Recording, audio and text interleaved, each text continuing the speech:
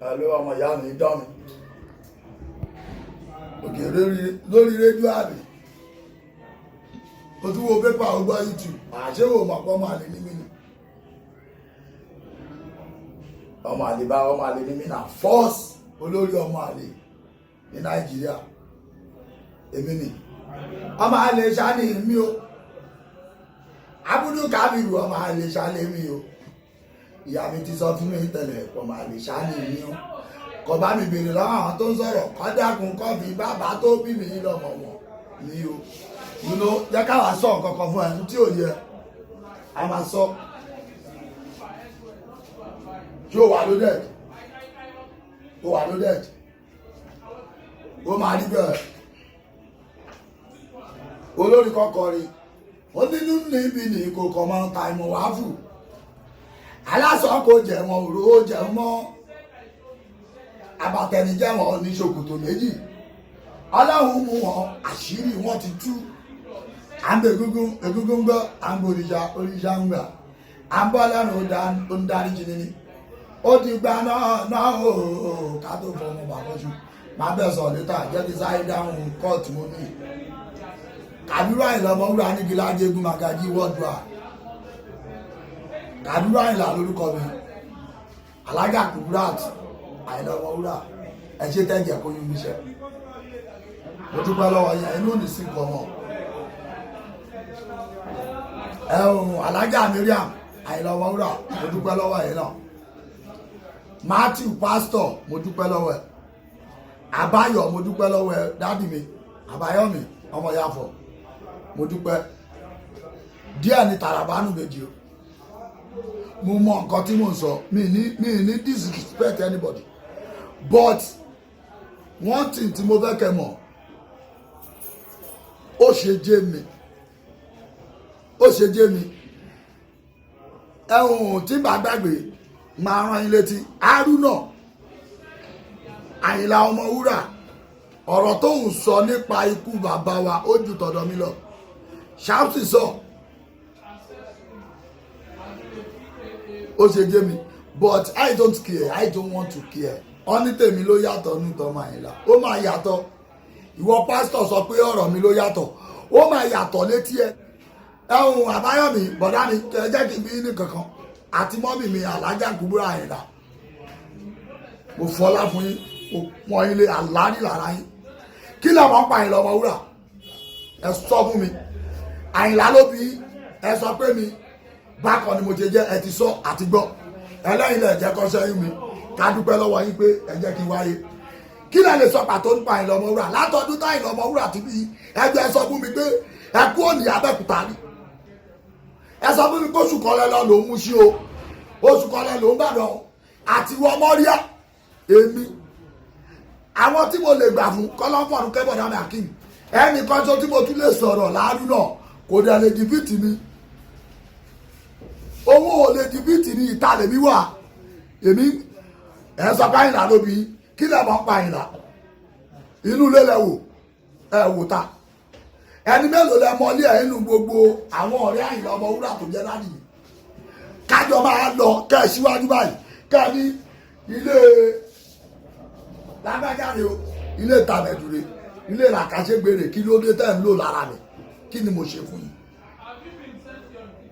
tí gbogbo èèyàn bá ń jà nílé Àyìnlá máa wá píìsì sí ni kí ni mo ṣe fún yín ẹni sọkúsọ ni mo ń sọ mi ní dá padà fún yín bọ̀ kó máa ró kìlọ̀ kan yín pé àbúrò yín ọmọ ìyá yín ti sọ síwájú mi o owó sọsọkúsọ èmi ni mo ń sọsọkúsọ ó kú yìí ó kà á tọjọ bí wa ó dẹ̀ kú yìí ó kọ lọ́hùn but ẹ kò sọ fún mi ipe abẹ́sùgbòmí ilé ẹ máa mú mi débẹ̀ ẹ má lọ lẹ́yìn o tẹ́ ẹ bá lọ lẹ́yìn alájọ bí máa dá o ẹ yẹ kọ síwájú àti pé bàbá Saheed ẹ máa táǹkùrù bá kù gbogbo lé wọn àti kẹ́ ẹ mú mi débẹ̀ èmi mọ́ bẹ́ẹ̀. àtọ́jà ti dé Kọ́lá dé jòjò. èyí tó tún wá gbé wá lọ́tẹ̀ yìí ó ní agbára ó ti ṣe bẹ́ẹ̀ rí kó kó gbogbo àgbà lọ sí orí òkè Olúmọ. oore tọ́lọ́run á ṣe fẹ́yìn olólùfẹ́ ètò Katsina tí a kó. a lọ láyọ̀ a bọ̀ láyọ̀ èyí tó tún wá gbé wá lọ́tẹ̀ yìí ó ní òun fẹ́ kó gbogbo àgbàlagbà arúgbó lọ sí swimming pool eléyìí tó máa dùn ó máa lárinrin o ẹ wá kẹ́ darapọ̀ mọ́ wa kẹ́ jẹ́ ká lọ kàtìnàtì gẹ́gẹ́ bí ìṣe rẹ̀ kàtìnàtì ṣúgà ẹ má gbàgbé o lọ́tẹ̀ yìí swimming pool ló máa kó wa lọ àjọmọdé bẹ́ẹ̀. bọ́bá ti yá ó ti yá. Abẹ́òkúta ni ẹ jẹ́ ká tún bẹ̀rẹ̀ látòrí olówó pẹ́rẹ́ olúndẹ̀gùn olówó òjò ọ̀gẹ̀dẹ̀ azar gbogbo àwọn táyìn lọ Omowura kì ẹ wá mú mi lọ lé wọn mú mọ gbogbo bẹ̀ ògùn àjọpọ̀ tí bàbá abọ́ mu sí ibo ló wà òyìnbó bọ́ Ṣàngó ibo ló wà ẹ wá ń pìtàn àyìn lọ Omowura ẹ lẹ́yìn làkọ́bí ẹ jókòó sínú ilé ẹ ń pìtàn ẹni tó wà ń gbòòrò ká lè mí wà náà. Hello everybody, my name is Kabiru Omowura 𝐀𝐘𝐈𝐍𝐋𝐀 of worldwide. Ẹ jọ̀ọ́ ẹ ní dààmú ní gbogbo world alhamdulillah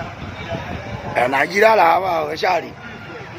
Nàìjíríà tipa ló ń bọ̀ ẹ ṣáàrí pé tipa ló ń bọ̀ yìí inú níbí ni kò kan tàìmọ̀ wá wò alhamdulillah èmi Kabiru mo ń fásitì yìí kí ẹni nílé ní lóko ní lẹ́yìn odi mi ò sọ̀rọ̀ yìí kéèsì bàbá tó bí mi lọ́mọ gbogbo word nílẹ̀ kàrò jìrì lọ́mọ pé gbogbo àtọ́nbẹ̀nu àtẹ́lù mi mo tútù sọ alhamdulillah àwọn tó dẹ̀ mọ̀ pé òótọ́ ni mò ń sọ alhamdulillah but not only me ni mo sọ̀rọ̀ yẹn not only me mo máa bàbá mi àwọn ọmọ bàbá mi tó ti sọ tipẹ́tipẹ́ tí kinní gbé tí blogger gbé ẹjọ ṣé ó ṣe wá jẹ́ èmi èyí tèmi wá sọ lẹ́wà I don't care, I don't want to care mi tí mò ń sọ mo mọ̀ anybody dẹ̀ mọ̀ but ó tọ̀ ọ̀rọ̀ yẹn ti pẹ́ mi ò bá mi ìborúkọ bàbá tèmi jẹ́ máa play fídíò àwọn tó kù ẹ̀yin tẹ́ ń pariwo Haruna Àyìnlá sọ ẹ sọ̀rọ̀ Shamsi Àyìnlá sọ ẹ sọ̀rọ̀ Ṣàdíà náà sọ tiẹ̀ lọ́tọ̀ tó jọmọ ìyá tèmi ẹ sọ̀rọ̀ ó jẹjẹ mi why me.